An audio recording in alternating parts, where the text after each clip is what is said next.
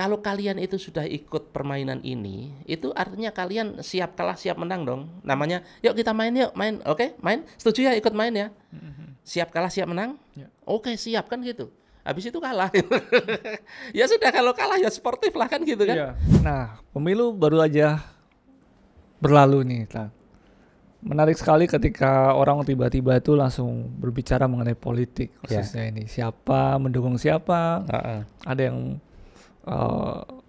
satu keluarga beda pilihan, rame nih kayaknya nih. Bahkan ada kabar grup WA keluarga bubar gara-gara beda pilihan ini.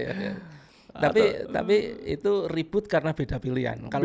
Kalau akhwat-akhwat ribut karena pilihannya sama. Akhwat-akhwat, itu itu akan kita bahas itu suatu ketika nanti. Itu menarik juga sebenarnya. Tapi menyikapi yang baru-baru ini yang terjadi ini, jangankan kita membicarakan masalah untuk memilih calon 1, 2, 3. Ini pun sudah berlalu pun masih ramai juga nih. Karena apa? Ada disinyalir hal-hal yang diduga ya, ini karena belum masuk sebuah persidangan, diduga adanya orang-orang yang memanfaatkan kekuasaan dan berbuat curang. Ternyata nggak sampai di situ aja. Orang-orang ramai lagi mengenai hak angket. Hak angket ini mau diproses siapa? Tim suksesnya atau capresnya misalnya. Itu ramai lagi. Jadi kayaknya ini tidak berkesudahan. Belum sampai Mahkamah Konstitusi di negara kita. Ini gimana nih? Kita sebagai kaum muslimin ini sebaiknya bagaimana sih? Apakah kita tetap harus ikut di situ? Karena kalau kita nggak ikut nanti katanya dikuasai orang-orang yang kafir misalkan. Orang Islam nanti nggak ikut. Nah itu gimana sih sebenarnya? Ya sebelum itu kita membahas ini dulu. Ketika ada seseorang dicurangi, walaupun kecurigaan ya, curiga saya dicurangi, curiga saya didolimi dan lain sebagainya, itu apa sih yang dilakukan? Kalau mau mengorek, menuntut, membuka ya boleh-boleh saja. Itu sebuah langkah yang memang bisa dilakukan gitu. Cuma persoalannya langkah itu akan menghasilkan apa? Akan menghasilkan atau tidak? Ini yang pembahasan lain. Ketika misalnya hak angket menuntut tentang membuka mekanisme ini curang atau tidak dan lain sebagainya. Sebelum ini kita sudah menyaksikan sebuah film yang cukup heboh kemarin, judul Dirty Vote itu kan. Bagaimana pemilu yang tidak cuma kali ini sebenarnya, itu kan memotret pemilu kali ini. Tetapi di akhir video itu kan disebutkan bahwa ini bukan kejadian sekali ini, kejadian di mana-mana, di berbagai negara lain, dan di rezim yang berbeda. Artinya itu kan kejadian berulang terus gitu. Artinya bahwa di dalam sistem ini, sistem yang sedang kita jalani yaitu demokrasi ini, memang selalu terjadi seperti itu.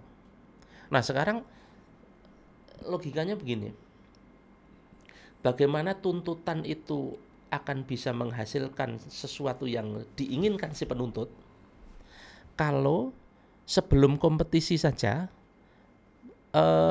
konstitusinya sudah bisa diubah sesuai yang diinginkan. Ya kita tahu lah. Seperti yang dikabarkan di Dirty Vote juga, bagaimana usia minimal cawapres yang kemudian oleh PSI diminta turun jadi 35, oleh Partai Garuda atau apa itu diminta ya sudah nggak usah 35 nggak apa-apa, tapi yang penting sudah punya pengalaman. Terus kemudian siapa? Pertamanya pengalaman gubernur, terus diturunkan lagi kan, itu kan? Ya apapun itu artinya sebelum permainan dimulai pun konstitusinya udah disesuaikan dengan keinginan sesuai pesanan kan? Ya nggak tahu sesuai pesanan atau tidak, artinya setelah itu terjadi ada salah seorang kandidat cawapres yang kita kenal itu adalah anak presiden yang kemudian menjadi calon yang kemudian seperti yang kita lihat hari ini mendapatkan suara yang tertinggi kan begitu. Nah sekarang kalau sejak awal saja kita melihat hal itu sudah dilakukan, sekarang ketika kita menuntut itu kira-kira akan menghasilkan seperti apa gitu kan. Tapi kan apapun hasilnya, yang namanya manusia itu kan yang penting usahanya. Nah, yang penting usahanya. Cuma ya konyol juga kalau terus-terusan Itu yang begitu. kita bahas beberapa waktu yang lalu, mungkin kalangan mutakin ya, merasa dirinya mutakin kan. Yang penting usahanya lah, hasilnya pada serahkan pada Iya, Allah. iya, Ya iya. wis. Tapi kan enggak begitu juga. Nggak begitu Artinya juga. kalau keledai itu tidak akan pernah terjerumus di lubang yang sama, masa manusia terjerumus di lubang yang Kita sama berkali-kali ini. Berkali-kali. Berapa kali coba sistem ini itu memerangkap kita dalam. Nah, ini kemudian kita lanjut ke pertanyaan Mas Dimas tadi. Pertanyaan apa tadi? Bagaimana kita menyikapi dengan adanya orang-orang yang berbuat curang ini? Enggak. Kita itu kan katanya kalau tidak ikut, nanti orang jahat, yang- orang ya. dolim yang akan berkuasa, Ya, kan gitu kan? orang-orang kafir, Kan selalu itu yang digaungkan. Di setiap saat selalu itu. Di setiap pemilu itu selalu itu. Kalau tidak muslimin ini, kalau tidak ikut, itu nanti orang-orang dolim yang berkuasa. Besok gitu juga lagi, besok gitu lagi, besok gitu lagi. Tetapi dirty vote lagi, dirty vote Ya. lagi, dirty vote lagi. Berulang-ulang Gimana? terus ya. Bagaimana? Kan memang begitu kan. Nah, sekarang gini.